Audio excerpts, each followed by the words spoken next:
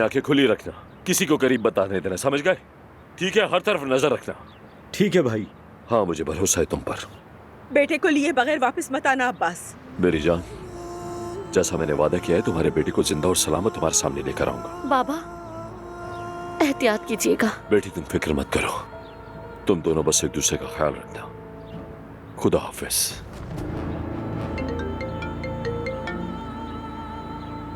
Hello अम्मी। वो तुम्हें लेने आ रहा है अब्बास।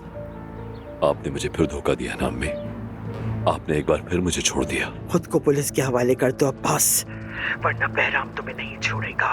वो तुम्हारे बेटे को, लतीफ को भी मार डालेगा। नहीं अम्मी, मुझे मशवरे नहीं चाहिए।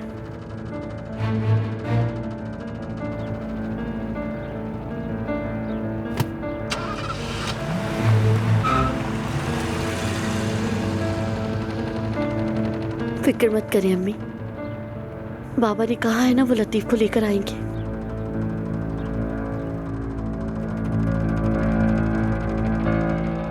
अदनान के साथ तुम्हारा क्या रिश्ता है?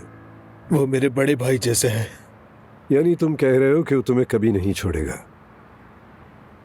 वो सिर्फ मुझे ही नहीं बल्कि खानदान में किसी को भी अकेला नहीं छोड़ते। लेकिन इस बार मामला जरा मुख्तलिफ है।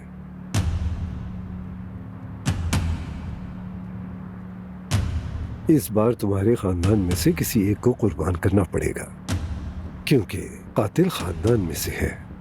न अदनान और न जमील, फिर कौन बचा?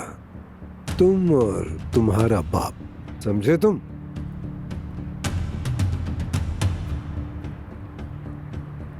इस पर जरा कड़ी नजर रखना।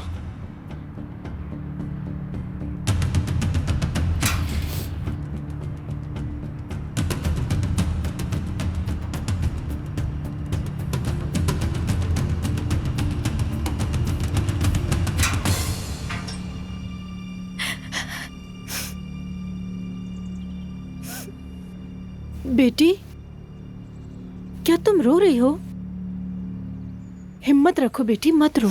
अपने आप को संभालो बेटी। इंशाल्लाह उसे कुछ नहीं होगा, वापस आ जाएगा। लेकिन तुम इन खुशफहमियों को अपने दिल से निकाल दो। अम्मी, मैं भी जानती हूँ कैसा नामुमकिन है, लेकिन कम से कम रोने तो दे। अरे तुम यहाँ खड़ी हो, देखो मेरा मुंह बिल्कुल खुश्क हो गया है। हाथ जोड़ती हूँ कि कुछ पीने को बना दो मेरे लिए, सर फट रहा है मेरा। अच्छा ठीक है, मैं बना देती हूँ। अरे बेटी, तुम क्यों रो रही हो? क्या हुआ है, हैं? क्या हुआ है इसे? ये भी सबकी तरह लतीफ बेटे के लिए परेशान है बस। अगर कुछ और चाहिए तो बताएं। नहीं, मुझे क्या चाहिए होगा, तुम बस चाय बना दो अच्छी सी, जल्दी करो। हाँ। बेटी, मैंने तुम्हें कितनी बार कहा है, लोगों को बातें बनाने का मौका मत दो।